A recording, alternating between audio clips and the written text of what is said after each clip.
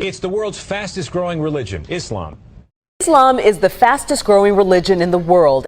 Islam remains the fastest growing religion. Islam is the world's fastest growing religion.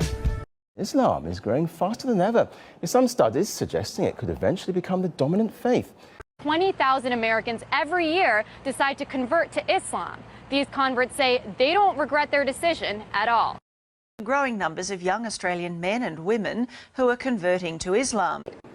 Warum dennoch immer mehr Deutsche zu Moslems werden, Martin Thoroxl berichtet. Islam is the fastest growing religion in all of Canada.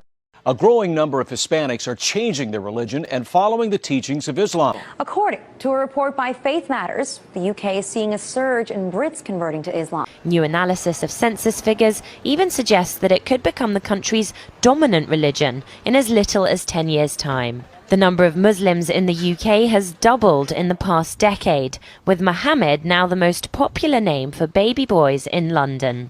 I'm quite surprised to see quite a sizable number of Muslims here in Korea. Were you able to find out some of the reasons that they turned to Islam? Right. A lot of them have, of course, different reasons of how they were first introduced to Islam. Many of them I talked to, they first studied it on their own out of curiosities. And after studying it, they have peace and joy themselves. The number of Muslims living in Japan, though small, has more than doubled in the past decade.